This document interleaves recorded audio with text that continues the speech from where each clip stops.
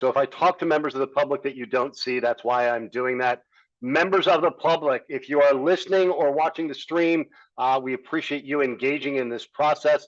If you'd like to join and make comment, we will have time for public comment towards the end of this afternoon's call at about 4:45. At that time, we'd ask you to make sure that you are on the Zoom and drop a message in the chat to either Carrie Steele or myself, Barrick Abramson. On the note of that chat, that is the only time I will ask you to use the chat. Other than that, we ask everybody to not use the chat during these meetings. It can be distracting for all members when we're trying to have a conversation, and particularly so for anyone using a screen reader.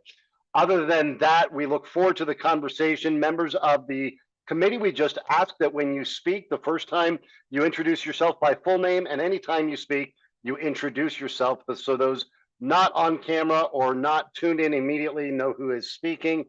Other than that, we're going to dig into today's conversation. Before I do, we do have two members of the executive committee with us, Michael Stone and Representative Ortiz. So I'll invite both of them to offer any thoughts for us on work they heard during our call so long ago. It was actually just last week. We'll continue that today. Any thoughts you'd like us to be thinking about? We'll invite them both to check in with us midway through the call and at the end of the call to offer their reflections. As I did last week, we will take a short break since we're asking you to sit tight for 2 hours. With that, Representative Ortiz, any thoughts for the group? No, just again, want to start off by expressing gratitude for giving of your time and your talents. I just want to remind everybody of that the focus should always be on the original intent of this bill. And if there's anything periphery that we want to work on and have time to work on, to feel free to explore that. But let's just make sure that we are staying on task and on target. Do not be afraid to be aspirational. That's the point of this. You make whatever recommendations you want to the executive committee. And then if y'all have something to offer to make it a reality, please do. But then we will also take that and build on your work. So don't feel like you can't be aspirational. Don't feel like you have to have everything figured out right now in this moment. This is something that you guys are working towards. It's been really a joy to be a part of your meetings. I also want to say, please be aware of, I think what we should do is flesh out the true intent of frustrations that people are expressing, but do not give in to old, tired talking points that have always tried to deny us our basic access. Do not allow that to happen, especially if you live with a disability.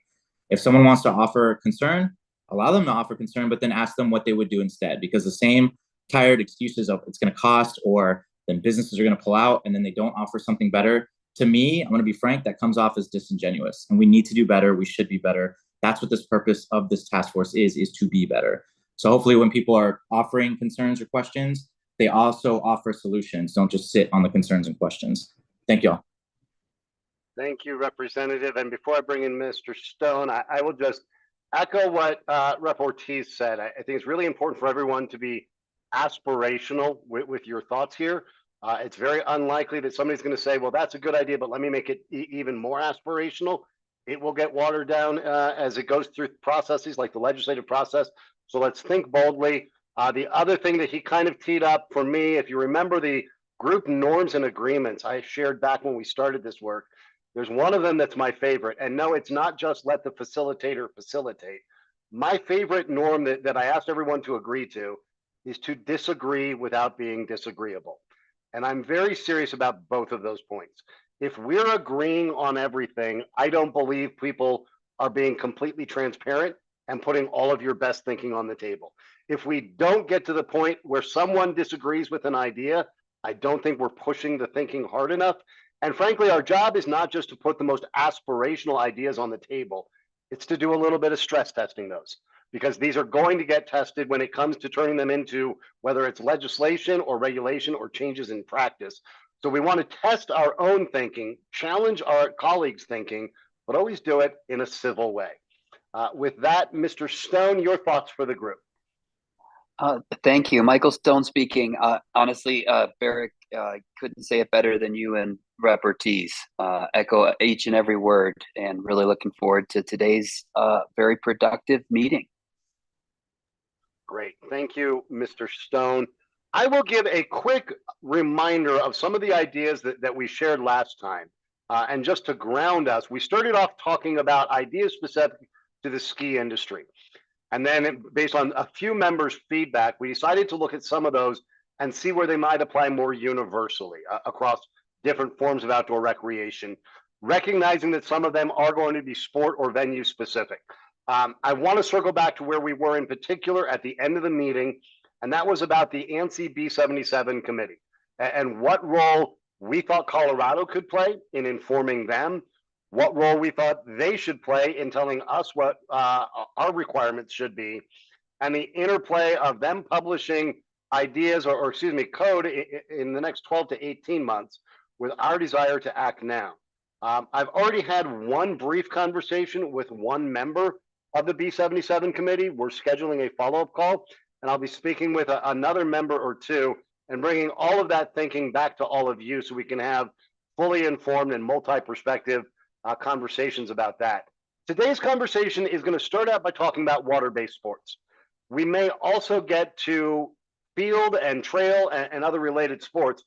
As Rep Ortiz started off by reminding us at the very top, I want to remind us of what our purpose and deliverable is. The purpose of this committee is to identify barriers to basic access and enjoyment of the Colorado outdoors for persons with disabilities and to make recommendations for addressing those barriers. As we've talked over our last couple of meetings, we talked through some ideas around parking in particular. And that evolved from, do we need more parking? Do we need closer parking? Do we need parking and shuttles? We've got some ideas that we're going to be testing with the state or getting input from stakeholders around dedicated spaces, but also you all expanded that thing to make sure that we're not just looking at spaces, but that the spaces themselves are sufficient for offloading adaptive equipment, and that maybe that needs to be separate. A member brought up the idea that maybe that needs to be a broader study, which the state would certainly be welcome to do.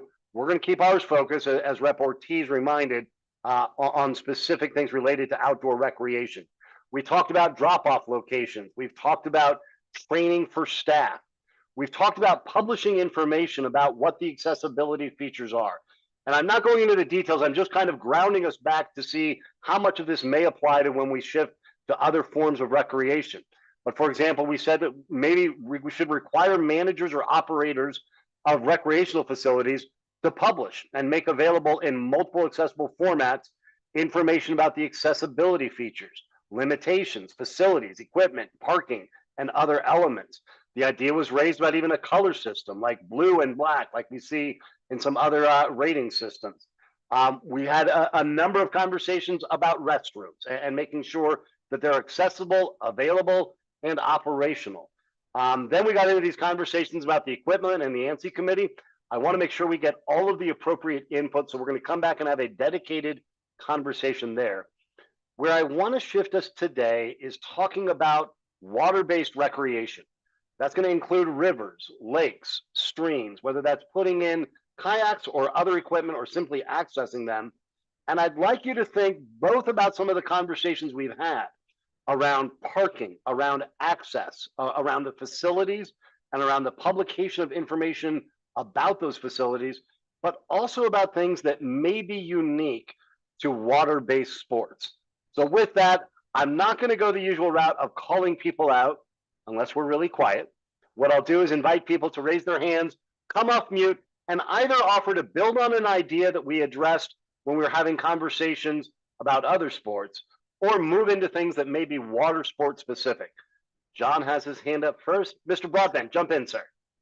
Yeah, this is John Broadbent. I just have a clarifying question. When we talk about water-based sports, are we talking about only water-based sports that you can get to by driving, or do you mean to include also those that are accessible by hiking,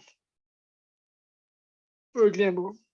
I would open it up to you to comment and offer ideas on any and all. What I would say is this is going to be unique to what the government can regulate, so that rules out some things. But John, I think if there is a water-based outdoor recreation that someone can get to, let's make sure that they can get to it and participate and access it.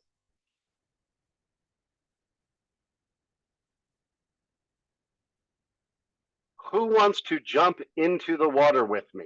Kurt. So just personal experience. My first one, and I don't know why I haven't thought of this earlier, but charter boat services, accessibility there. I had just marvelous experiences up in Grand Lake, charter fishing. One was ice fishing and one was just out on a boat. But both of them were very explicit and said that we don't always do this for people, that you're an exception, because I had a person there to help me. You know, so getting on and off a boat, in and out of a boat, the dock, the whole ice fishing thing was a whole different.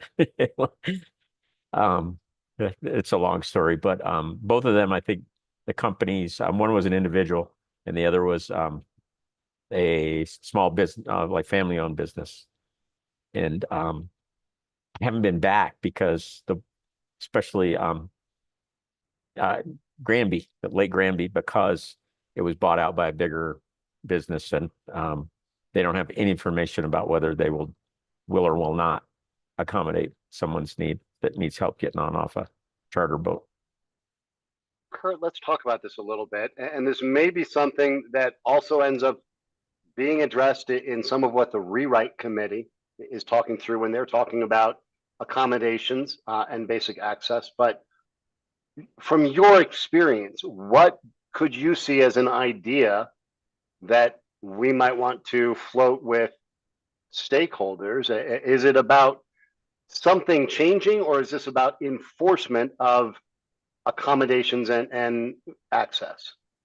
A little both, and a little bit of education too, because both situations were all about the same old thing, liability. You know, that I can't do it because of liability issues. And I don't some system to educate charter systems, and then enforcing, especially for the corporate owned entities. Something around saying that you have to provide access to. You cannot deny someone, you know, to get on your boat if they can physically do it. And with help or whatever, with accommodations. Yeah. I hope you'll indulge me putting you on the spot a little bit. Can you share with the group what your experience was? Was there any disclosure ahead of time that it wasn't accessible? Was there any offer of accommodations when you were there? Yeah, some accommodation, getting personal help. I'm not sure if I didn't. Well, so the ice fishing issue was on Grand Lake, and that person was accommodating from the very first. He used adaptive, or he adapted. I had a friend who uses a wheelchair. I use a crutch, but used his snowmobile and put us in a little mini boat actually, and pulled us all the way out to where they do it. And then the other one was the charter bus in charter boat in Granby. I'm not sure they would have done it if I didn't have a person, and they didn't disclose that ahead of time. But the feeling was that if I didn't have a person my friend that helped me, that there would have been no way to get on the boat. They wouldn't have had the accommodation for that. Thank you. I appreciate you letting me follow up and you sharing about that. Who else has experiences or thoughts when it comes to putting in, whether it's for rivers, lakes, other bodies of water? Jen, jump in. Hi, thank you. This is Jen Mendenhall. Water-based sports are probably my favorite activity, and my daughter Cody loves them as well. But we've also found that they are one of the most difficult to try to figure out ways to accommodate, because you're dealing with kind of a dynamic situation where docks and boat ramps are in a fluent area. So trying to get someone, she uses a power wheelchair, trying to get her onto a boat that's moving or bouncing around in a current, even though it's up on the next to the dock or the boat ramp, is a pretty scary situation sometimes. And so there's often a lot of lifting and helpers and people that are there to help out. And I think the rafting industry in particular, I worked on the Arkansas River for many years and also have rafted the Grand Canyon 3 times. So have seen through a lens of people, kind of like what Kurt was just saying, that they're not willing to take that accessibility feature on, because what if something were to happen? What if this person who is paralyzed goes overboard, and what happens, and is that my liability? So I think there's a lot of work to be done, but I think there's so many amazing possibilities as well. And like Ridgway State Park is a great example. I know we had a couple of folks from there earlier on in our discussions, and they have made huge accommodations. They have a beach sand chair with big whale. They've got the midi mats. I'm not exactly sure what they're called, that they can roll down. People in wheelchairs can roll down to the water. They're also working on interpretive signage and activities that people with blind and low vision or lower hearing are able to take. So I really think they're a great model for water-based activities that they have. They also can do fishing trips out on one of their barges if they know ahead of time. So I think there's great possibilities out there. It's just, to me, in my experiences, I haven't seen what those accommodations are, if that makes sense. It does, Jenna. I want to dig in a little bit, and let's take the example of the big tired chairs and some of the other, I know, portable boardwalks that have been built at some facilities. We're in the balance or the mix of state requirements, state programs to support, publishing of best practices. Understanding what we're here to do is make recommendations to remove barriers. Right. What ideas might you float? And let's again be ambitious, be aspirational. What would be the ideal end result, and what are some of the levers we might use to get there?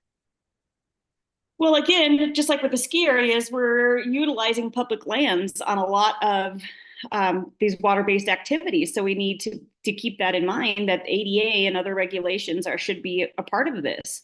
And as far as like boat ramps, like on the Colorado River here, I think it would be incredible if there was some sort of a portable dock that you could transfer a person from a wheelchair onto whatever the craft there was that they were using, to be able to do that safely, and maybe have rangers that are there to help. And we've talked about concierges and other people, but have staff that's there to help if possible. I know that's probably a big ask, but I think that would be, I mean, you rarely see a ranger, but I think they would maybe be a really beneficial part of their job as far as helping people get on the river. There should be no reason why a person with a disability can't get on the river or on a lake or whatever that may be. So I had another thought and I just lost it, but yeah, I'm just interested in what other people and what their experiences are as well. I was going to share a picture. We have a cataract, and we took 3 girls out last year on the river. We haven't had a chance to do it this year, and they all have wheelchairs. They all have communication devices. They all have G tubes, and they had a great time on the river. And Jen, as I'm listening to you, and I want to hear from all the members, I'm thinking of some of the conversations we had, pretty robust back and forth about what type of training maybe ski lift operators either should be required to get, or it seems already do get. We're confirming some things. I'm hearing from you that that's not just a ski industry thing, that people operating and managing and playing an operational role at river and aquatic facilities might need the similar training as it relates to their facilities. Does that make sense to you? Oh yeah, I think that would be absolutely incredible and like, again, at Ridgway State Park, you can rent adaptive paddle boards and things. And I would hope that they have staff that are trained to facilitate the use for families or, individuals that are out there using them. So yeah, I think that would be education and training. Who else wants to jump in on thoughts and feel free to build from personal experience into what you experienced or have heard from those with lived experience might be a barrier, and what are the ideas to solve for it, whether that's again unloading adaptive equipment or gaining entry or enjoying the water itself. Sharon, please. just from some of my experience and listening to others, I think some of it might be a good thing to still target the entry point thing if there's docks, if there's a way to design maybe an accessible ramp. I know like a lot of it's just kind of standard for rec centers, apartment pools to have some type of lift in and out of a pool. It'd be great to see just some type of dock or ramp that maybe goes out over the water and just having a regular pool accessible lift where someone could get in and out of a boat. I find it hard to require boats to make things wheelchair accessible. I've been fortunate enough to have people carry me on and off the boat, but if you're able to safely maneuver yourself on and off the boat or with assistance, I feel like that's a good starting point. Like if my friends had a lift available at a boat dock, it'd be much easier to get me on and off of a boat instead of taking the risk that they do to lift me or even require additional help. I feel like for rivers, definitely having, I know there's classes and rating systems for trails and rivers and everything else like that, but it would be nice to see some type of accessible rating scale, whether they rate that based on the ease, difficulty, or even just access of getting in or out of a situation would be beneficial. Those are just a couple of thoughts that come to mind first. I really appreciate that, Sharon. And I'm hearing, ideas that are unique to the aquatic environment, like these lifts to get in and out. They're not dissimilar to other type of lifts, but also as you're talking about being able to offload equipment and the similarities with other types of recreation, as well as the information of availability. We've talked previously about should we be publishing information about ski runs. Now I'm hearing about what are the accessibility features at some of these waterfront sports. Yeah, and one additional thing, Kurt had mentioned someone almost denying him because of the risk of what it possibly could be for someone out on the water. That's a complete no-no in my eyes. Previous to my injury, I was always the strongest swimmer out of the group of my friends. I do have friends that cannot swim. They have never been denied access to getting on a boat or anything else. There's no judgment to whether they can swim or not. They're just allowed to do. Whereas with me now having a disability, I know that's a perceived risk when there's other people that have the same risk and liability to any business. It's just not a visual judgment. So that's definitely a no-go. Anything like that is a strict enforcement issue and discrimination in my opinion. Thanks, Sharon. John. Yeah, I wanted to have how much I resonate with Sharon's comment about discrimination and how unjustified it is. And the particular point about swimming is a good one. I was also gonna add that there's a lot of what we're talking about now is essentially compliance with existing law, and it should not be a hard issue because the Americans with Disabilities Act has been in place all my life for 32 years, 33 years now. I really think that we can make real progress in getting the executive branch of our state to really get serious about enforcing it and putting real teeth into we can have as a matter of like quality, we can have both a carrot and a stick approach. And I think, in my opinion, there need to be more sticks involved here with regarding basic accommodations like what we're talking about on the boat. If you're operating as a public accommodation for private gain, there are certain rules that you need to comply with, or else you're breaking the law. It shouldn't be on individual actors to try to enforce their rights. It should be something that the state proactively goes after. And that's kind of the approach that I would take on this. But I would also talk about things that don't um, touch on existing law, like for example, what kind of programs that are not existing now could we implement that allow for disabled individuals to enjoy the water in a new way?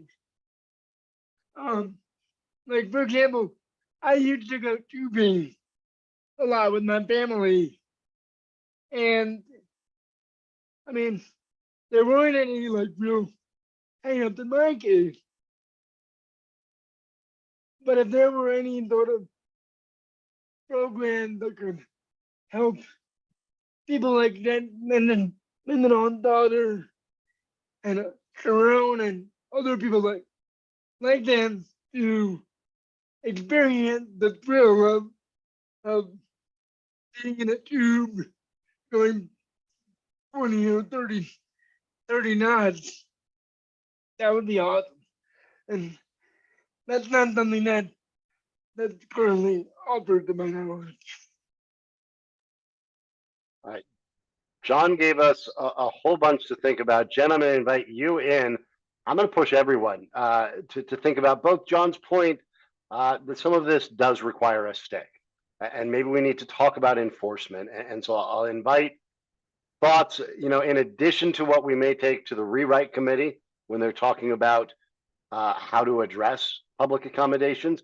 If there are any things that you feel like we need to add to Colorado's laws beyond the ADA, other than just saying enforce the darn law, as well as carrots to create some of these programs and opportunities that John's met. I love thinking about it in both senses, recognizing that we sometimes need multiple tools.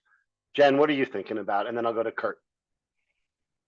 Well, I loved what John was saying about using public lands to provide private gain. I think that's a huge, huge topic that we need to somehow tap into that and remind those that are making the rules and making the laws that's a big part of this. So that money I shouldn't say should, I guess, but that monies can be funneled back in to help us accomplish these accessible goals if possible.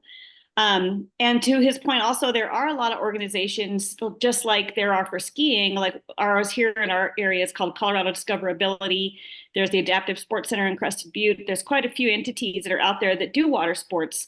But what I've discovered through them, even though they're incredible organizations with great volunteers, again, led by volunteers, but the mobility access is still limited within those entities as well.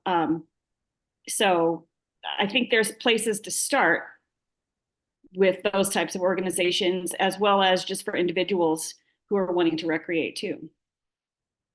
Thanks, Jen. And Jen and John, I think it's an interesting prospect to raise of if they're using public lands and profiting off of it, can a piece of that money end up somewhere to grow programs that expand access and opportunity? I'm going to go to Kurt, and then Melanie, I'm going to just tee you up that I'm going to come to you. I know you focus in ski, that snow melts and it goes somewhere that people play on come spring. And I would love to get your thoughts. Kurt, let me go to you first, though. What I was going to say was what was just spoken about, but I think a lot of individuals own charter businesses, fishing businesses, as opposed to big conglomerates, big corporations, and to be able to help them financially provide those services, whether it's, help, again, it's a funding piece, but equipment to help them and training to help them, it would be provided. I'm going to bring in Melanie and then Christina. I'm going to call you in off of the mountain climbing and rock climbing and get your thoughts about when you drop down to the water below that. But Melanie, when the snow melts on the resort and goes somewhere for people to play, what are some ideas for how we could expand access and remove some barriers to enjoying that? It's a great question, and thank you. I'm trying to listen and learn. I don't have as much expertise in this area. But a question that I would have, we talked about earlier when we first started our meetings, we talked about this idea of gear lockers.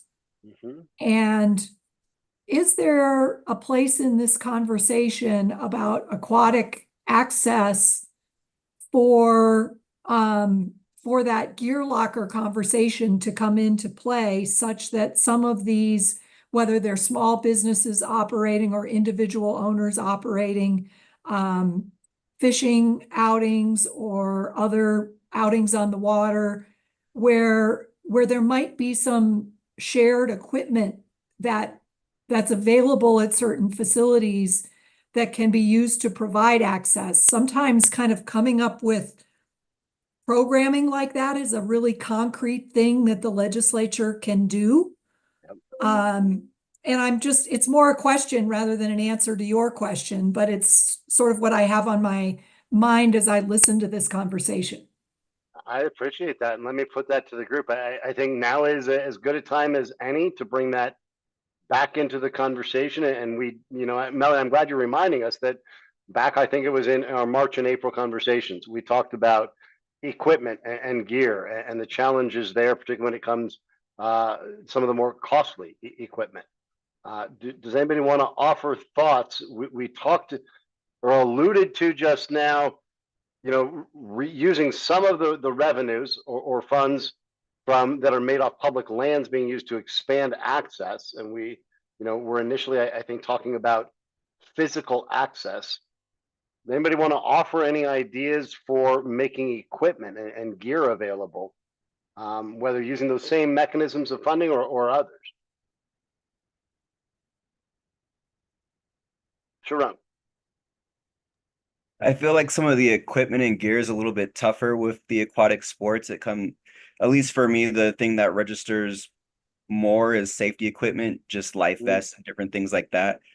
Paddle boards and boats, I haven't ran into too many things where there's truly adaptive equipment.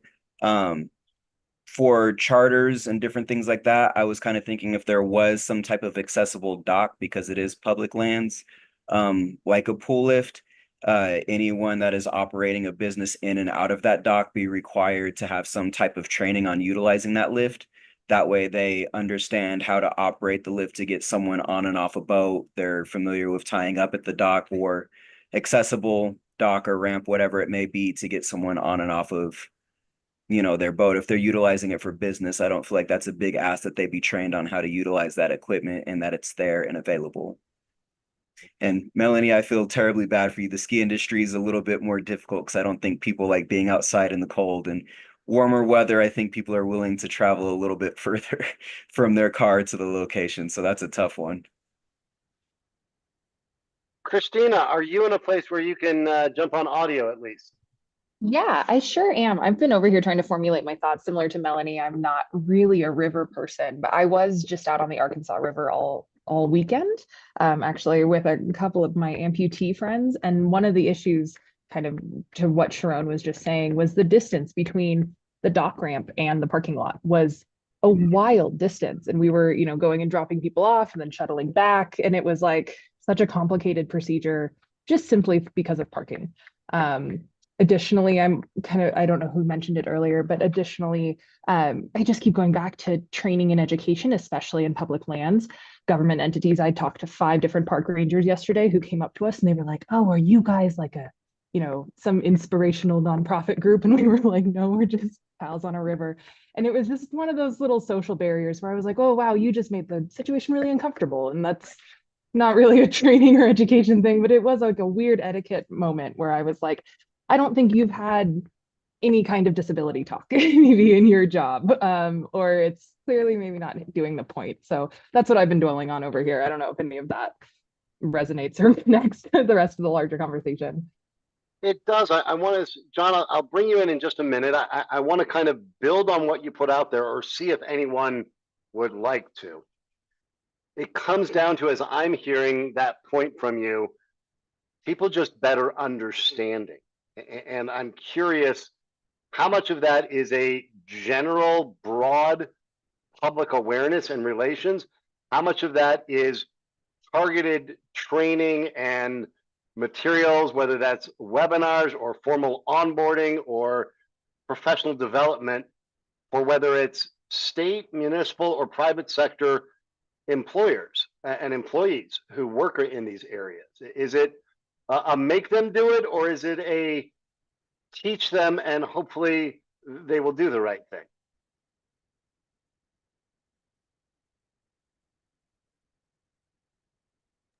Yeah, and just I think it's a combination of all the above. I think just the rangers that I was talking to yesterday, for example, one woman stopped us as we were like shuttling people down to the boat ramp, and she was like, "Oh, you can't leave your car here." And I was like, "I'm not leaving my car here, but this is, there's no accessible walkway between the parking lot and the boat ramp, so I'm going to drop my friends and then I'm going to pull out."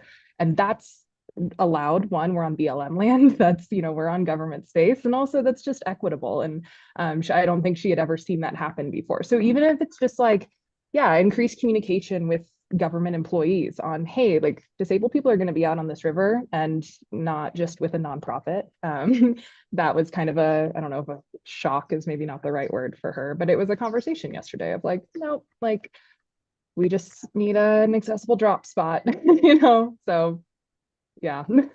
Now, Christina, I appreciate that. And I'm looking at and thinking about the conversations we had and the idea for accessible parking for those using adaptive equipment, and the need for it to accommodate vans, the need for it to be close to the facility or the venue, and or if it's commercially operated, for there to be a shuttle. You brought up, I think, a new component that may be as important that we didn't talk about when you said there's no accessible walkways between or paths from the parking to the put in. And you tell me, but what I'm thinking as I listen to you is, do we build that aspect into when we're talking about parking and drop off? That not only does there need to be the parking and the drop off, there needs to be the accessible pathways between. Yeah, absolutely. And that falls right in with ADA compliance. You need an accessible route between the services, the core services that you're offering, and between things like your parking lot and your restroom.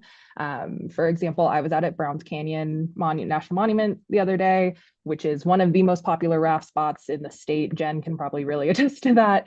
There's, dozens and dozens of people all over. There's a busy campground right there. And yeah, like there was a road that had buses, like school buses going down it, or there was a flight of stairs. And so for the folks that I was with, their option was like be in the bus lane or staircase, which is not an option. So yeah, their accessible routes always need to be in the equation. I don't know where our next step on that is, but it's an issue.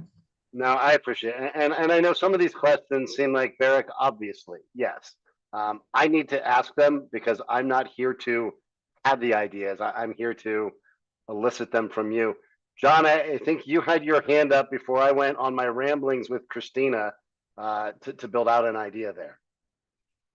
Those were not rambling, they were very relevant.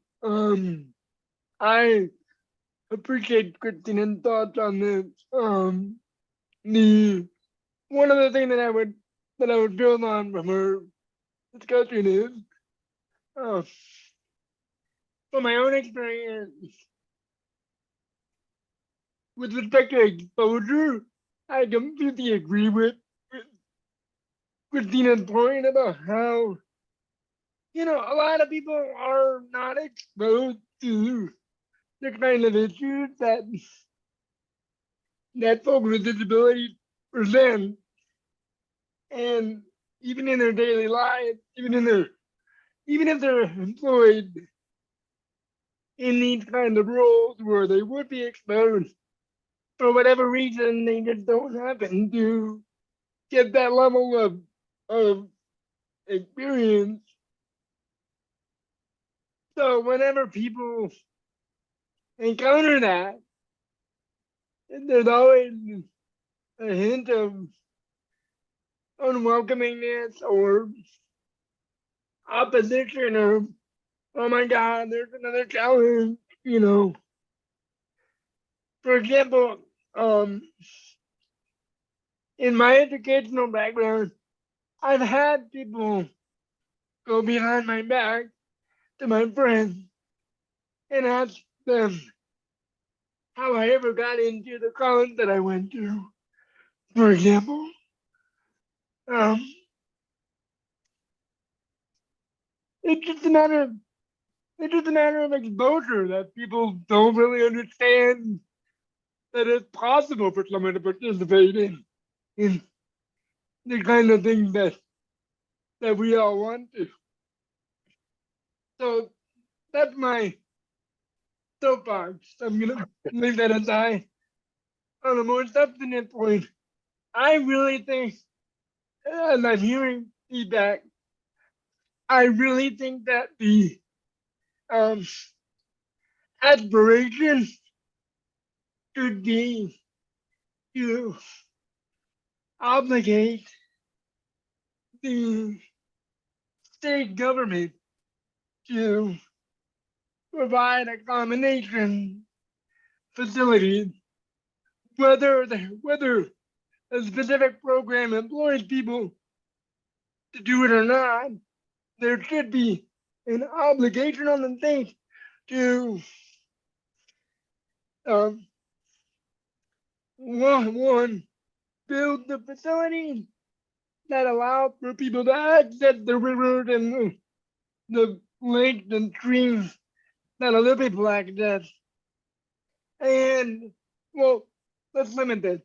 For the locations that are managed by the state itself already, there should be an obligation to build and maintain and allow access for people with mobility impairments, communication difficulties, all kinds of different things, because it is a public space, and that should be the bare minimum. We can talk about ADA and public accommodations more down the road, but that should be pretty low hanging fruit, but also aspirational and the financial commitment that it would take. I really think that that's a really good starting point. So I'm done. Thank you, John. And I'm going to go to Jen next. I'm also going to plant a seed or make an ask of the group. John named some specific things on that back half about requiring the elements for accessibility. He also, in what he described as the soapbox, I would describe as smart thinking, talked about the need to raise awareness. And I'm really curious to hear if folks have ideas we could test with the public of something the state could affirmatively do, whether that's to require training that builds that awareness or to run a public awareness campaign, or even to require training like we've talked about for lift operators to increase that awareness. So I'm going to let everyone kind of ruminate on that while you first listen to Jen's idea. Thank you. This is Jen. I was just Googling. What I was trying to find was how much has disability outdoor recreation increased in the last few years, because that was kind of tying into what John was saying about, and what Christina was saying too, that a lot of rangers and a lot of people in the outdoor industry aren't used to seeing people with disabilities that are out there. And that's where this education part really needs to come in. And what I came up with was accessible recreation is a civil right. And that pretty much says it all, that that the state and the federal funders of all of these parks need to have those accessibility features there, whether, and again, we go back to the restroom areas, we go back to the parking. But I think doing some sort of a training. Like when I was at Ridgeway State Park, we went and did they did an inclusivity and diversity audit of Ridgeway State Park, which was fascinating to really learn. And it was a whole formal thing where people were filling out, well, how does this fishing dock look? I mean, how can you put a wheelchair there? And that's kind of why they wanted us there. So they had a wheelchair person so they could do the audit successfully. But maybe that is something that is put into place in more areas. We know what is your inclusivity, what is your diversity, what is equitable, and what is that audit like? And maybe they're rated on that. And so when somebody pulls that up, they're looking at a park or a body of water or whatever, they can get a rating that says this park is giving an accessible rating of 9.5, whatever, or this one is a 4.2, something to kind of go along with what we've talked about information about areas. The other thing about rivers a lot in our area is that they're permitted. And so you have to apply for a permit to actually get on the river. So include different types of disability awareness. And do you need accommodations? What type of accommodations do you need could be included in that permit process also. I appreciate those ideas, Jen. Who else wants to lean in on this? Kurt.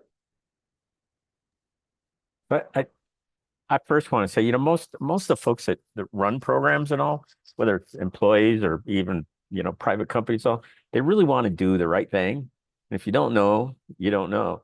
Like I've been going around a lot of different groups and doing disability. We call it disability etiquette in language. I've done it for the Lieutenant Governor's office, National Guard, and it's a general overview of disability issues. We talk about the social model versus the medical model. And it gets people thinking that I would think that would be part of plugging that into then the specific, whether it's the ski industry, something that's specific to ski industry, to boating, what do you need to know that are the basics there? I just think it's a great tool. I mean, it just really opens people's eyes and attitudes and perceptions. It's very, very, very powerful. All right, this is going to be probably the one time today, although it may be this too, I'm going to call on people because I have heard now a half a dozen times things like, whether we're calling it etiquette or etiquette training, increased awareness, public knowledge, people need to be educated. I want to go around the horn and ask people for ideas on how we make that happen. Is that carrot? Is that stick? Is that public service? Is that public requirement? Is that the state putting out a guide for helping those with disabilities access recreation? Is it the state requiring training on any of that? And Christina, I'm going to go to you first and then to John. If we want to increase etiquette, if we want to increase knowledge, people's understanding of how to support Coloradans with disabilities accessing some of these recreation opportunities, we're talking water. I would expect it's going to carry over. What's the role of the state in making that happen? Yeah, that's a great question. I think for state areas, outdoor recreation areas that are overseen by the state, I think staff training is a great thing. Kind of going to back up Kurt's point of just basic, hey, here's language we use. Here's different types of disabilities. Even disability is something that is really scary for a lot of people to talk about. And I think that leads to kind of a snowball of other side effects and things, but, or not side effects, but just thinking of when I worked for the city of Denver for a number of years, and it's required training for all city employees to have a basic, annual refresher training on, hey, these are different types of disabilities, folks you're going to work with, folks that are going to come in and access your services, basic service dog rules, language we use. It's kind of this disability 101 that was required for all city employees. And I think it could be something that could be very easily transferred to state employees as well. That was really rambly. Sorry. No, that was good. And I'm going to pick up on yours and expand it as I go to John and then Sharon.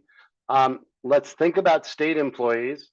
Let's also leave on the table, should there be requirements of municipal employees that may oversee some of these locations, whether that's down in BV or Salida or up in Grand County, wherever we find these waterways, Chatfield, even private sector. John, how does the state play a role in getting people to be more decent, aware, and knowledgeable and helpful humans? That's a beautiful question. I really think that it's larger than our purview, frankly. There's a much more cultural and even national problem that I think we can make a good start in the outdoor industry, because it's something that everybody should be able to access in some way or another. So limiting it to that, I would say training employees is a good start. I don't think that's where the contradiction today.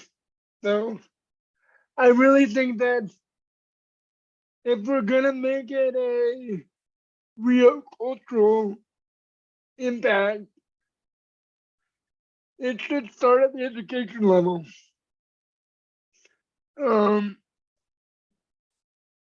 Like for example,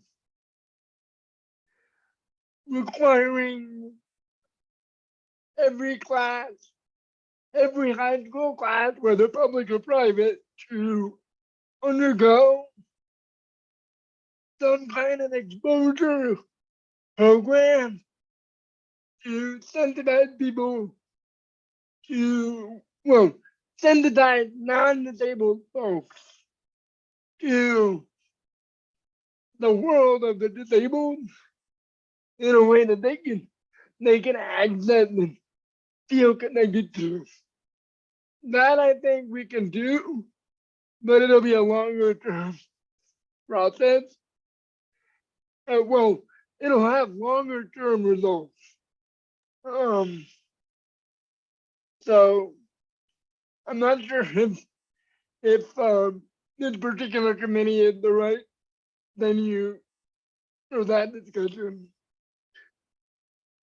I think they all are, John, and I think Carrie and I have heard on nearly every committee that, and this goes back to our earliest conversations in January or February, that this really starts with basic education and informing, and whether that's in our grade schools, middle schools, and high schools, or employers as they're hiring. It's about helping people understand differences are good, and we talk about, when we talk outdoor recreation, helping people understand not only that everyone should be able to enjoy it, but the value add to the economy of the community of Coloradans with disabilities. Sharon, I'm going to go to you and then Melanie. Thinking about our charge, which is to remove barriers, and barriers are physical, barriers are cultural, and barriers are knowledge.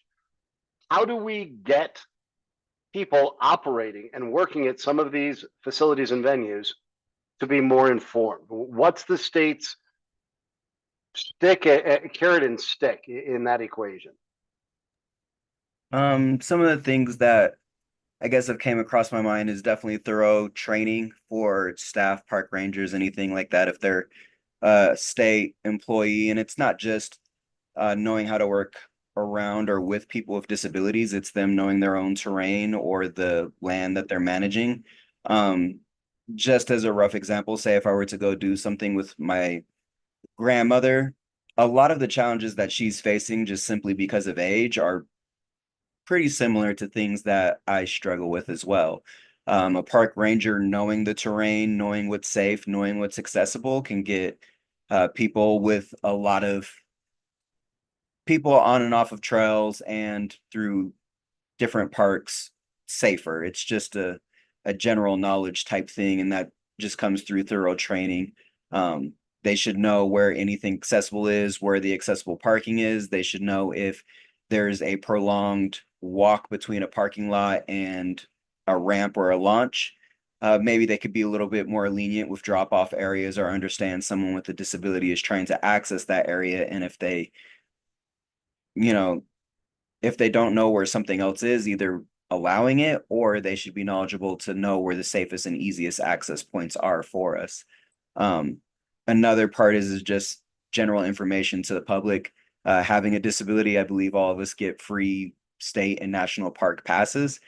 I don't know where the safest place to go to. So, I mean, you can provide me that pass. I still don't know where to go to. I still don't know where I can get on and off of a ramp. I don't know, what the best programs are or the best businesses to work with. So, I mean, it is a step in the right direction, but there's a lot of information that's still lacking, even just with a quick search to find access points, the most accessible parks. And in some areas, what that even means. I mean, a lot of it that I've looked up or have seen is just if there's an accessible trail around a lake, they're qualifying it as accessible. That doesn't mean that there's a way on and off of a boat. That doesn't mean I can get from the parking lot to the lake or the river. There's a lot of information that's missing. Thanks, Sharon. We go to Melanie and then Jen. We've had some conversation about the physical barriers to accessing, in this case, aquatic recreation. We're talking pretty broadly about outdoor rec. And that's been everything from parking to the drop-off points to accessible trails. Sharon was highlighting, in addition to those, some of the knowledge about what's there. I want to talk about the human component here and what we can do on the human side, the person who says, well, there just isn't a way for you to do this. And how do we, as a state, switch that mindset? Is there a role for the state? And is it mandatory training? Is it publishing best practices? It's a great question, and I want to play off something that Christina touched on as the subcommittee pragmatist here. I loved her idea, and Kurt, you were talking about this too. This is kind of pulling ideas from both of your last two comments. I love this idea of sort of disability training 101, 201, 301, and having the state produce online basic training for humans about people with disabilities using the outdoors, and get a good creative agency involved, use humor, and then where the touch points are with the state, whether that's getting a permit to access the river, or whether it's getting a hunting license or what have you, have people watch those, have to tick those boxes and watch those videos online. We are working within the hospitality industry on doing something along these lines with respect to recruiting employees, because the hospitality industry is having a hard time recruiting new employees, and we can't find enough people to work in the industry. So we're collaborating on a set of videos that educate people about what it's like to work in the industry and how much fun it is and those kinds of things. And I'm just loving the idea that the state could be the facilitator of something like that and create some training, online training modules accessible in multiple formats that could be used across different outdoor recreation sectors at the point where people, get a permit or a license or what have you. Really like these ideas. And I think you're right. With the right creative agency and messaging, there's a lot of opportunity there. Jen, if it's okay, Kurt popped his hand up. I'm going to go up to him, and then I'm going to come to you. And I want to keep picking people's brains.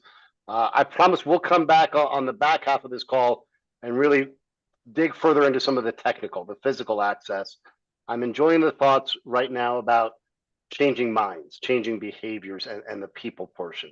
Kurt, what are you thinking? Two things. First of all, that people with disabilities need to be part of the facilitating team or the videos.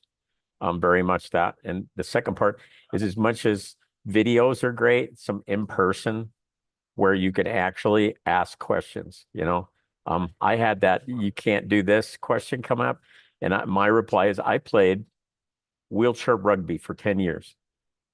Have you ever tried, so don't tell me you can't you can't do something. But those little things, that live that come around, and it definitely has to be somebody. Some people with disabilities have to be part of the teaching, because it's not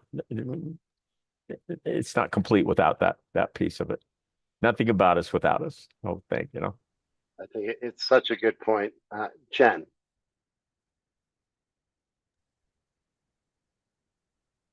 I don't know how much I really have to add to the comments that have already been given, but I think that when I had to step away for a minute, I heard about municipalities being involved, and I think that's definitely a huge part of the outdoor recreation world, because each municipality that we have, I mean, Montrose is way different than Aurora, and so that would be a really good way to be able to increase knowledge that's relevant to where people are recreating as well.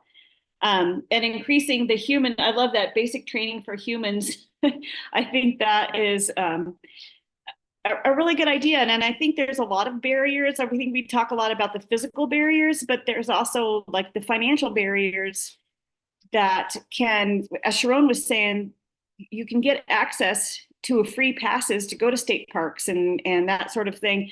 But once you have it, what do you know what to do with it? How are you able to utilize that? So even within those state parks passes, there could be a great opportunity for education and awareness there. Thanks, Jen.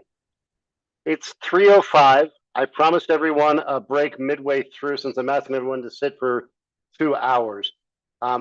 Let's plan to be back and in the conversation by 3:15. If you can be back a minute or two earlier, that would be great, but I want to give folks time to do whatever you'd like. When we do come back, I'm going to ask Rep. Ortiz and Michael Stone to reflect and add comments on what they've heard so far.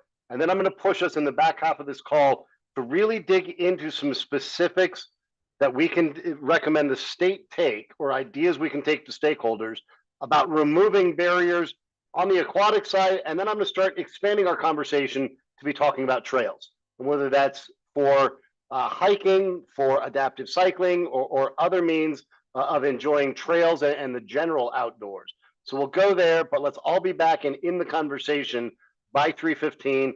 If members are back earlier, we'll start the conversation earlier.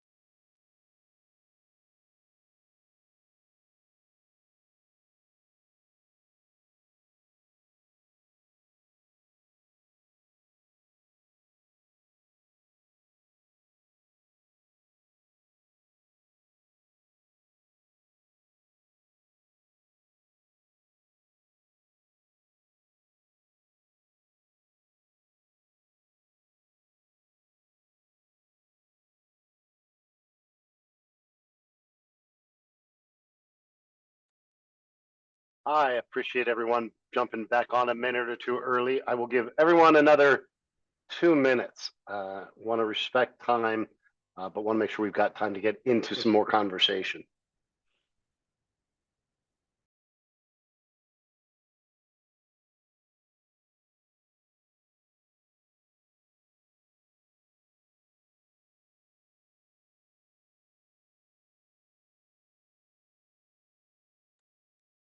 I have a question. Are the state websites down still from the outages that were happening last week? I was just trying to pull some stuff up and it says stuff isn't available.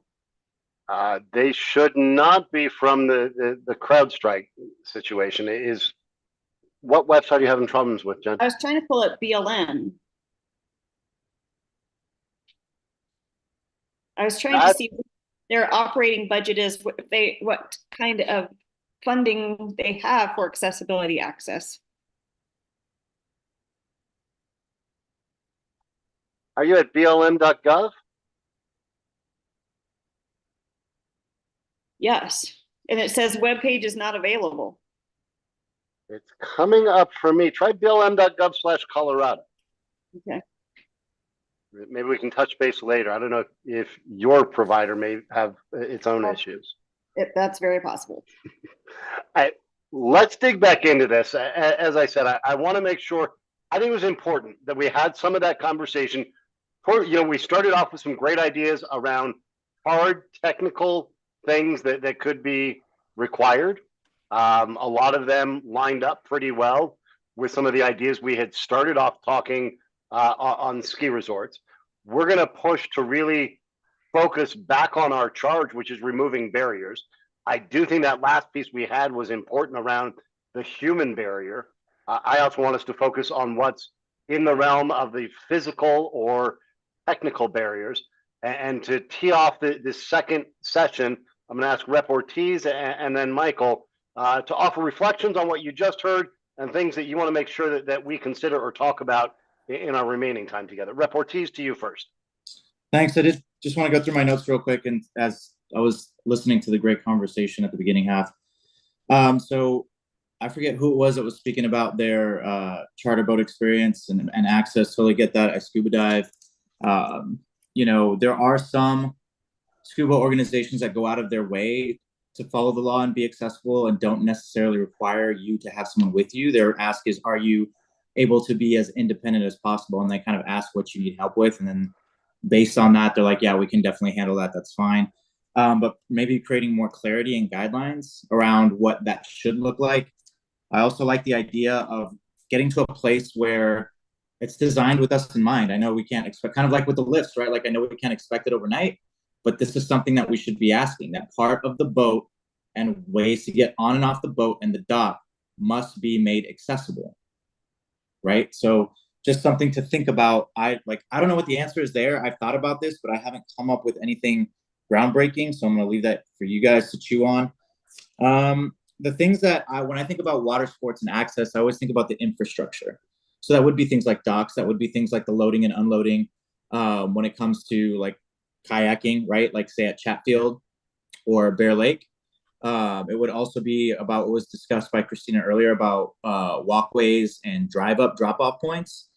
And I guess I'm jumping ahead when I get to this part of my notes, but to go off of her point, like I like giving the parks a little bit of leeway and say on what they think is right. But like at the end of the day, the mandate is you must be accessible. So you decide if and how much driveway or drive up you want for the drop off and how much accessible walkway you have, but it must be accessible. Like whatever is most cost effective for you, whatever works for you, that's great. We want you guys to have input. I don't want to create mandates on like what it must be, but it must be some combination that creates access. If they want to do all walkway, okay. If they want to do a combination of drive up and walkway, okay. If they want to do basically almost all drive up and then just the load in accessible, okay. But just kind of make that mandate of it has to be accessible. These are the options. What's going to work best with your park and the setup and the geography of your park, right?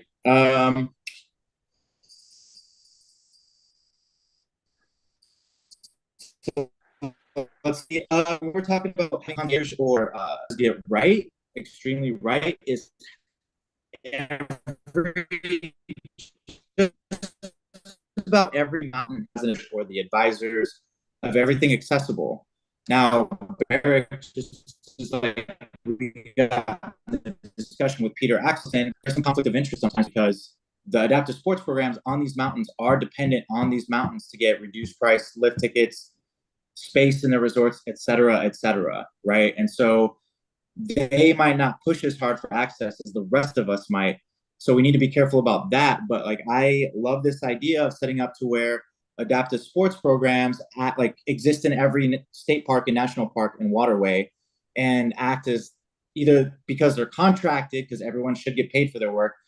Nonprofit just simply means that there's no board of directors that is making a bonus or making money, right? But like, people should be paid for their work. So if they're going to create some type of consulting or concierge, that the state compensates them adequately so they can keep these programs going and these services going. So just something to think about there. People were talking about having a portion of these profits go towards paying for access to concierge services.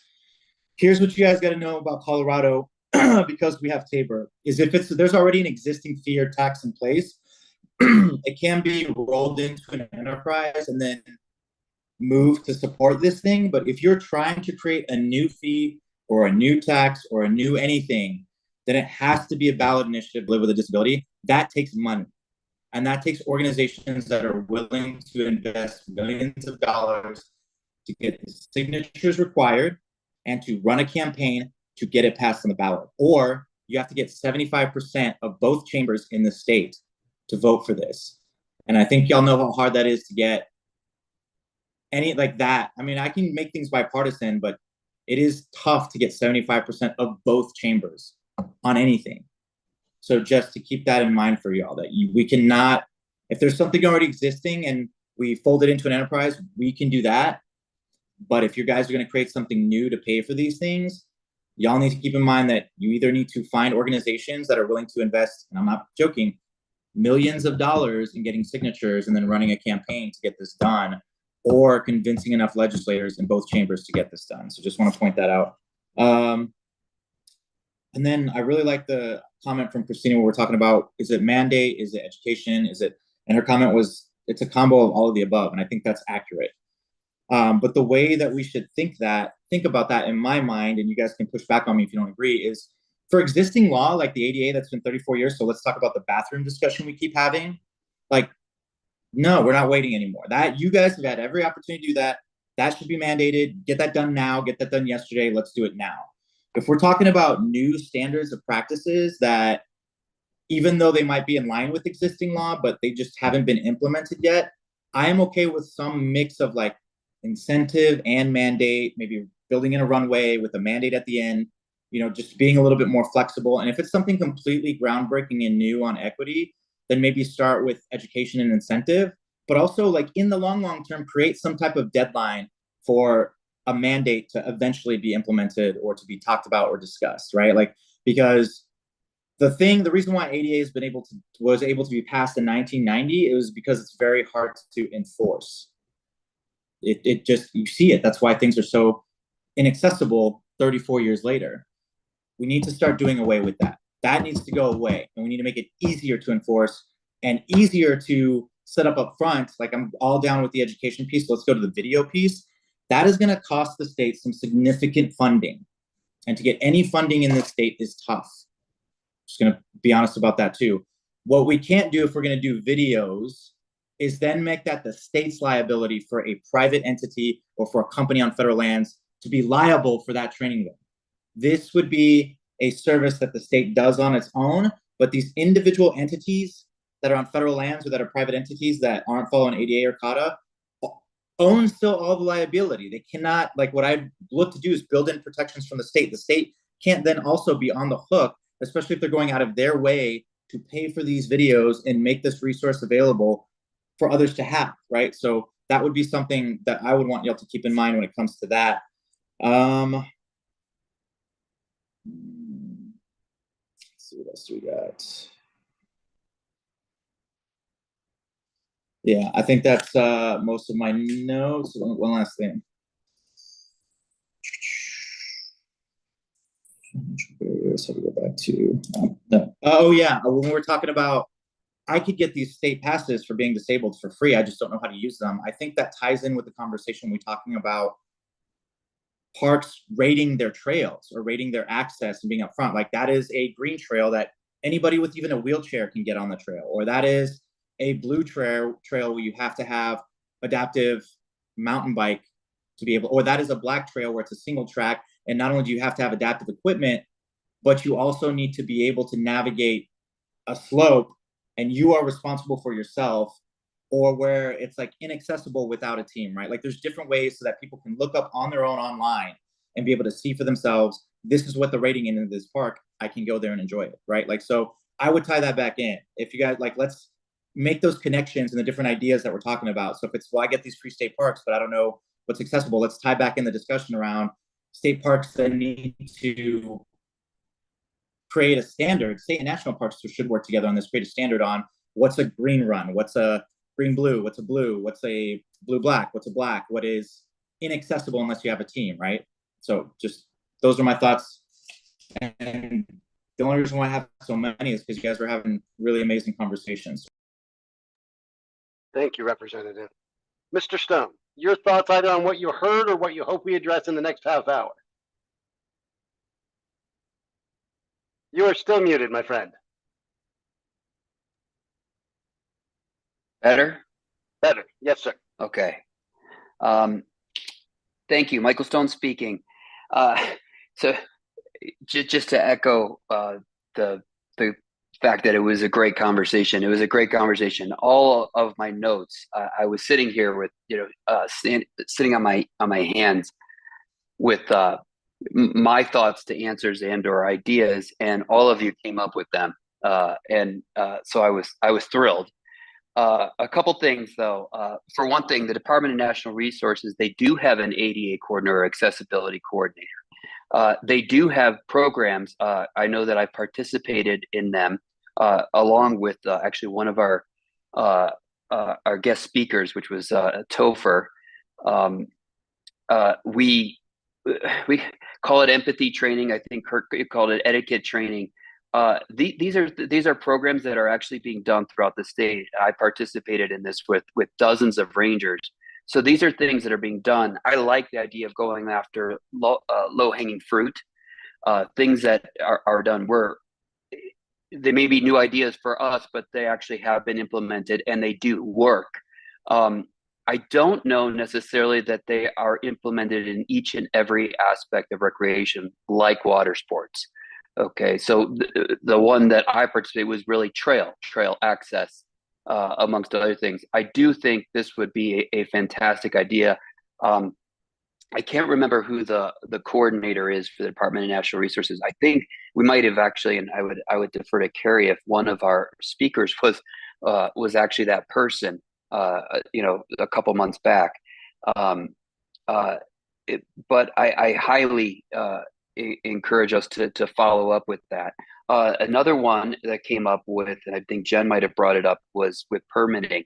I was thinking more even towards the Secretary of State with licensure.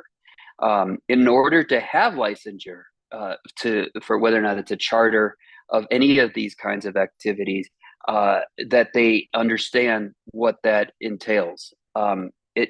It shouldn't be that difficult. I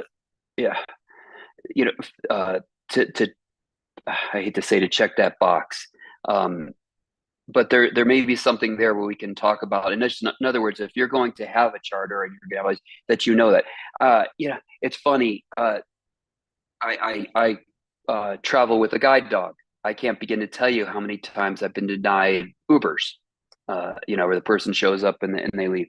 I make a stink, and next thing you know, Uber is sending a note to all their drivers, making them sign an agreement that they will not do what they've done. I mean, that's a whole other conversation. But I'm guessing that there is a way for us to implement some of these things fairly quickly, and definitely like where this is going. Let me just take a quick. Sorry, I'm not as fast in Braille as I'd like to be, so bear with me. So the videos and or something of that ilk. Rep. Ortiz spoke about the impediments, the cost impediments with that. As a part of competing with the U.S. Paralympics, we have to do a safe sport training, and this is all specific to abuse, any kind of abuse, however you want to define abuse. And we cannot participate unless we take these annual courses. They're online, maybe they're 30 minutes or so, and then every year we have to take refreshers for us to have our licenses to do that. My guess is that there are existing agencies and so forth that have something of this ilk. I just think we should explore this a little bit more before, because Rep. Ortiz is probably correct. He knows what things cost and the challenges with that. But I would encourage us to explore this in greater detail. And other than that, thank you. I love hearing in this conversation specific has been very much solution based, and hopefully the latter half will continue in that theme. Thank you, guys. Thank you, Michael. Thank you, Representative Ortiz. We've got about 20-ish minutes to continue the conversation. If more ideas come on the aquatic, on the lake, river, streams front, feel free to bring them up. I guess I shouldn't leave out waterfalls in case we're going to get creative. I want to shift a little bit to trails with the big caveat and clarity that we don't have enough time probably to get through it. So we'll start today. We'll continue it on our next call. I am really excited about the number of ideas this group has come together on that span across all these different recreational opportunities, whether that's land, water, snow, and how many of them are common sense and are implementable. I think we're going to end up with probably a dozen that span all forms of outdoor recreation, and then probably a handful that are sport specific, whether that's skiing or trails or aquatic. So let's go to trails. And when we're talking trails, I want to think broadly. Think about hiking, think about cycling, think about climbing, or just generally enjoying open spaces and confined trails in any environment, whether that's sand and places like our sand dunes or open mountain paths or urban and rural paths. We talked a few months ago and we addressed the parking then. It was probably the first topic folks brought up was the limited parking at trailhead. I think we can incorporate a lot of what you've identified today or in previous conversations of parking for other recreation, but let me know your thoughts. You also, if you recall then, had brought up things like the blockades, or whether it's gates or the poles that block entrances. And sometimes those being 24 inches because somebody decided that was good enough. Well, somebody's adaptive bike may be 36, 40 inches. And you brought up ideas like making sure it's clear how to get hold of the person that can open that. That was also the first time we had this idea about let's get an app, let's get a website, let's get printed materials that disclose what is accessible. When you say this trail is accessible, do you mean the whole trail is, or do you mean the first 200 yards and then what? So let's start today's conversation thinking as broadly as possible about outdoor open space and trail use, including vertical and horizontal and everything in between. What are some of the ideas of where the state can come in, carrots, sticks, requirements, and changes in systems? Sharon, please. Oh, I'm sorry, John, you jump in and then Sharon. Go ahead. I'll let Sharon go first. All right, thanks, John. Sharon and then John. Okay, there was a couple of things that bridged from the conversation earlier and apply to the trails. I do think rating systems for rivers, trails, or anything else is just a common sense type thing that needs to be implemented, whether it's, like I said, a mother with a stroller going with young kids or someone that's willing to take on more risks. We need that information of how safe something is and try to have some type of guidelines, and also with that including accessibility or disability. with that, some of the training ideas that Melanie had as far as like certificates or certificate based type things, it's kind of funny because whether it's physical training or even like CrossFit, they usually have like a level 1, level 2 cert. Some of those people put in 300 hours just to get a certification. I think for outdoor rec, it would be nice to have a certification level of what someone has completed or done. I could see someone getting additional pay if they've completed, say, an accessibility certification, knowing like the elevation gain of certain trails, where accessibility points are, and have that be renewed yearly. I think them getting an additional bonus pay would drive some incentive for that to be done, and hopefully some funding from other areas could go towards that. So, say if I was an employee at the ski mountain and I want extra pay, I would be more than happy to take a certificate or some type of base program or training to make sure that I'm knowledgeable in those areas. Uh, One last part is whether it's park rangers, enforcement, a lot of places are very good about knowing what you can't do. They know where I can't park. They know what they can give me tickets for. They're not very good about knowing what I can do, what equipment I can use, what places I can access. I do think that maybe there's some education that needs to be done in that area. Like, what can people do? What are they allowed to do? And not so much restriction based education. They're very knowledgeable about where I can't go, what I can't step on, where I can't park. Very little information about where I can go, where I can park, what is accessible. So I think we just need to open up the door and kind of perspectives in those areas. Thanks, Verona. And I think an important distinction, particularly there at the end, of what you can't versus what you can. John, jump into the conversation. Yeah, to build on what Jerome was talking about, I think it's a matter of both incorporating, both making things more accessible, full stop, and also using existing infrastructure to make the trail that we do have more accessible. What do I mean by that? A lot of people who, are disabled want to have the opportunity to, for example, I'm a 14er. That's a Colorado activity. Due to natural factors, obviously, getting to a level of accessibility for most of them, I would imagine it's a bridge too far. But there are existing roads that access Pikes Peak and Mount Blue Sky that, with just a little bit of widening at the shoulder level, could accommodate bikes, wheelchairs, accessible things of all types, so that people with those disabilities can access that very, very classic Colorado activity. John, I'm going to invite you or others on this question I'm going to follow up with. I think you raise an interesting point. We've been talking a lot about how do we increase accessibility or remove barriers where there already is an element of accessibility.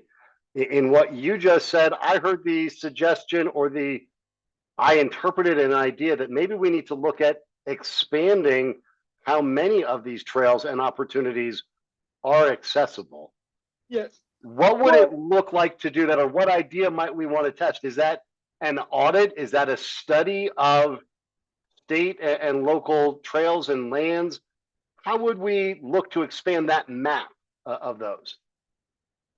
I think, it's a matter, what I was going towards is getting to a starting point that's more digestible for a lot of people. And then from there, we can have the conversation of what can be made more accessible but without impacting the natural beauty of the space itself. I think that's a worthy discussion to have. I just thought we could start at a more tangible place where there's already existing infrastructure in place. Thanks, John. I'm going to go to Sharon, who raised her hand, and then Christina. Given what I know some of your passions and experiences are, I'm going to bring you into this conversation on ideas of what we need to do to make trails and outdoor opportunities more accessible. Sharon, what are you thinking about? I think it would be great if we found a way to label what trails or access points allow adaptive equipment. I had kind of this weird thought earlier just about almost allowing access to risk. I mean, we have classifications for rock climbing, for hiking and everything else. That doesn't mean that people can always do them or participate, but we allow people to go take on those challenges or those accomplishments. There's certain trails where I just need to know if I can even have adaptive equipment or if I'm going to be able to get through something. There's some trails where I actually want to enjoy the natural beauty and I want to take on the challenge of actually hiking it. I'm not expecting my adaptive equipment to go to those locations. So something just as simple as knowing where I can and cannot use adaptive equipment or what equipment I can use is a pretty big deal. Thanks, Sharon. Christina. Yeah, I think kind of again, just echoing off of whatever what everyone else has said already.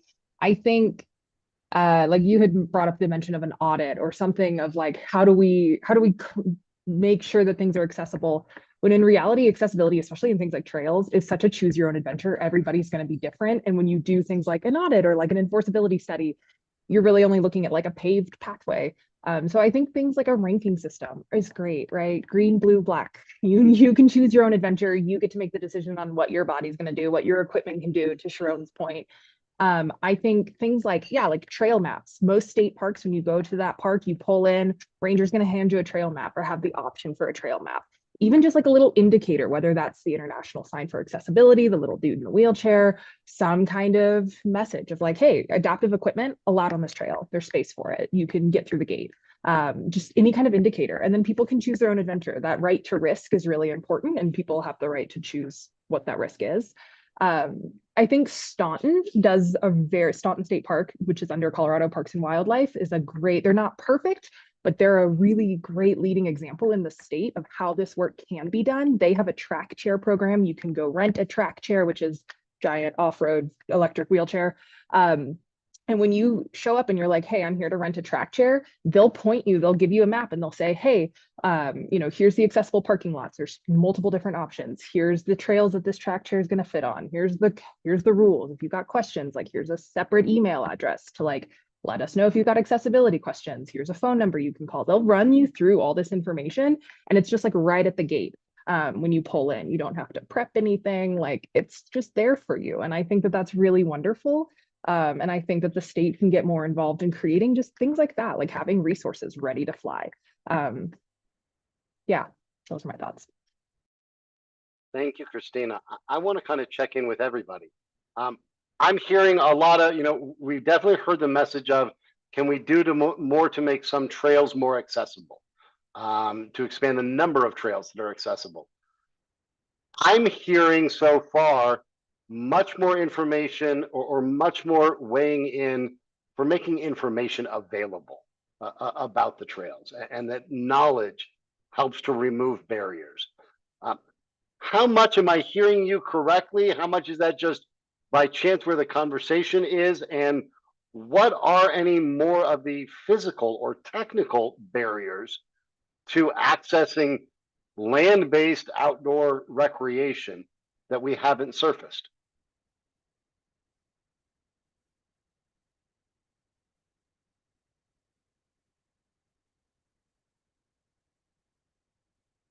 Jen, please. I've heard a little bit about mountain biking and using adaptive mountain bikes on lifts at ski areas in the wintertime or in the summer times, and how that has been a point of conflict in some ski areas. And so just wondering if anybody has any other information about what that status is.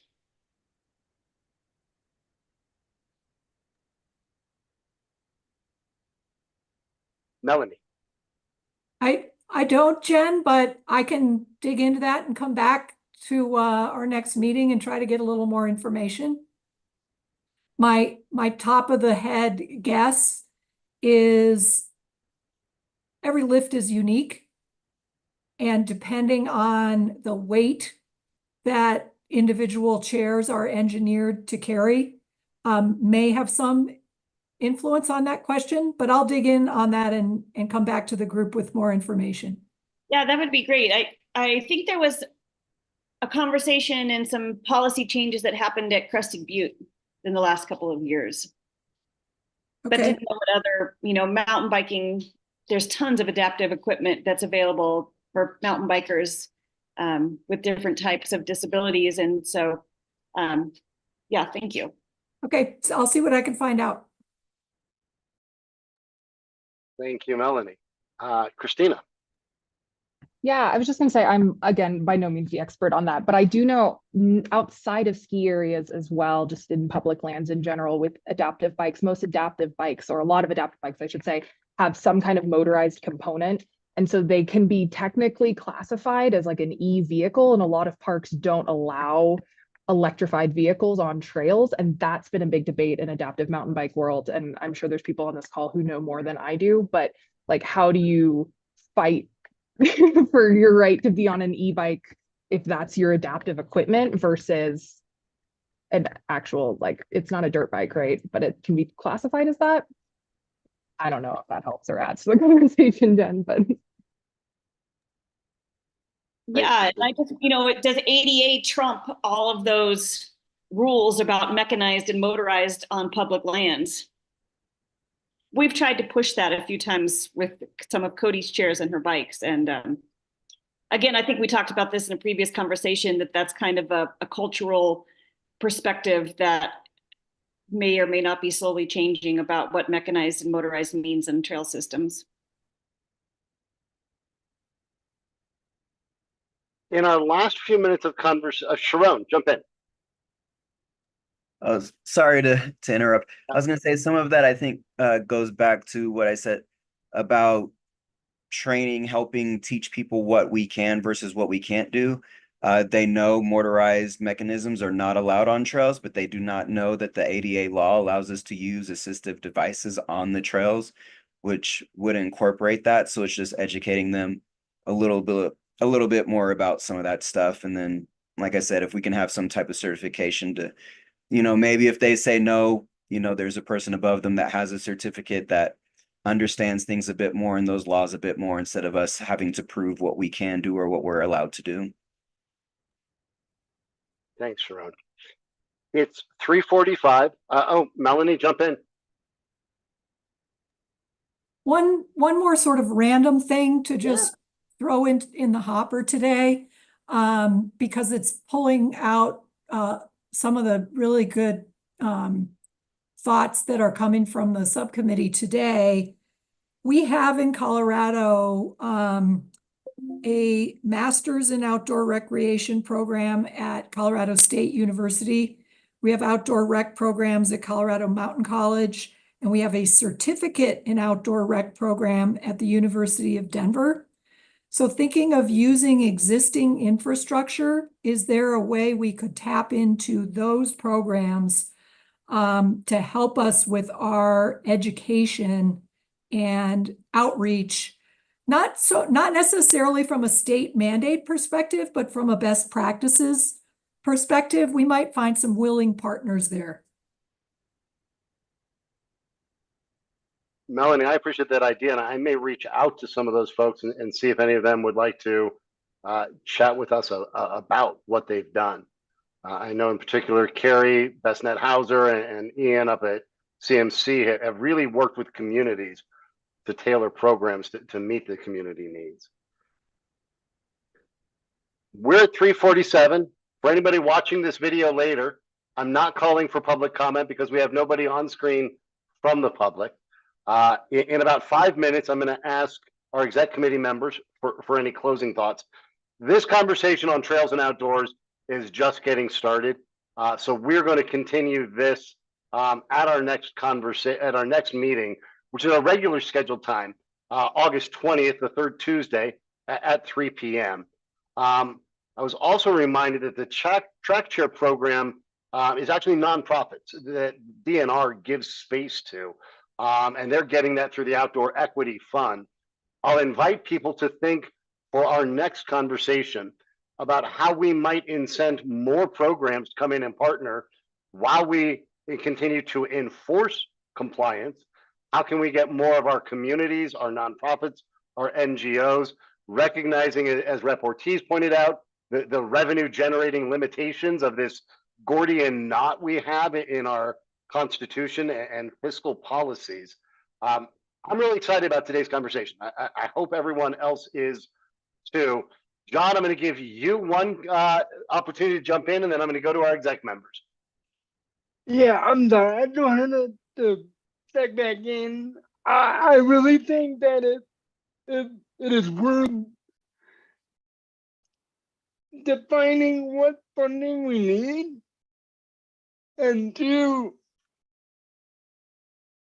taking that political risk and saying, let's see what's supported out there to get 75% of each house there on the funding piece. I appreciate the boldness and the idealism of that, John. Thank you. Let me bring in Rep. Ortiz and then Michael with closing thoughts for today. I want to start off by thanking everybody for this amazing conversation today. It was really, really great. A joy just kind of monitoring mostly and being a part of it. Barrick and Carrie, thanks for all your work that you're doing here. We couldn't get it done without you.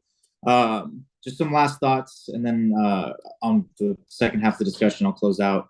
When we're talking about e-bikes, I mean, Christina and Sharon, you're 100% right. Like it is about education, but like maybe something around putting teeth behind that to make it more motivational for them to be aware. Like I remember being at Yellowstone and not being approached, not even once, about having my mountain bike on stairs to see the prismatic or to see other things, right? And like, y'all know that I'm a good advocate for others, let alone myself. So even if someone would have said something to me, I would have made it very clear that they're not stopping me, right? Like this is going to happen. This is ADA. This is basic access, whether you like it or not. But we need to make sure that others that don't necessarily have that voice are still able to enjoy the outdoors in the way that we sometimes get to, that are better at advocating for ourselves. I really loved Melanie's idea. It's so great around discussing best practices on those courses through CSUDU.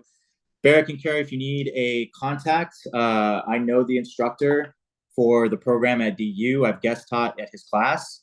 I don't know, Melanie, if you know who the others are at the other universities, but I think it would be great for Barrick and Carrie to have a conversation with them and then to talk about, would we start it? Because I like the idea of soft rolling it. Like, would we start it as the state recommending it as best practices, and then industries themselves decide whether they go for it or not, and then we review it after a certain amount of time, and then we look at making it mandatory? I don't know. Like, I'm not just thinking out loud with y'all. And then if you do that, just understand you have to go through DORA, and it can be a lift to get DORA to be supportive or willing to all of a sudden support a new like industry certification and be responsible for that. So just understand that that might come with that. That's why I think maybe soft rolling it on the state stating that it's best practices and allowing the state national parks and the industries to decide how they want to implement it or not.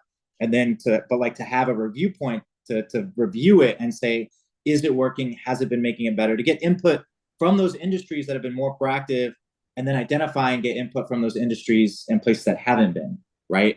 And to create the accountability that way, and to see, is this something that we need to mandate or keep it rolling out on the soft side? Just something to think in the long term, but really, really great idea, Melanie. Thank you for offering that. Great job, everybody, today. It was a really good meeting today.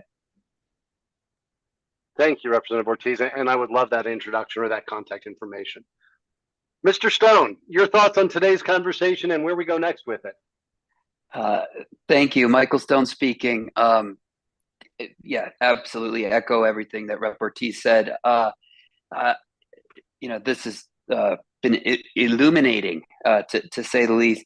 I just want to put a little emphasis on some of these ideas we have they do piggyback off of existing programs, and I think that does require a bit of follow-up. And some of these have, as I noted earlier, involved some of our guest speakers. One of which I mentioned, Topher, with respect to the programs that he's been doing up here in Boulder and throughout the state and country, for that matter. And then the other one, we had Dr. Elena Sabinson come and speak at the Housing Subcommittee, but she runs sort of the outdoor inclusion program, and with a great focus on both visible and invisible rather, disability. And I would encourage you guys to follow up again with her on this as well, because she works at CU, again, trying to find all the low-hanging fruit that we can get. This has been absolutely incredible. The thing that's so odd in it, when I hear of any kind of challenges met with motorized access, I mean, right now it's like Lord of the Flies out there with e-bikes on every trail. I don't care. Wherever I go in the state, I'm seem to be hit with everything being motorized. The sidewalks are motorized now. I mean, and when I mean specific to people who shouldn't be on there with motorized, I'm not talking about the collective we. And so there's probably some food for thought on what's already happening.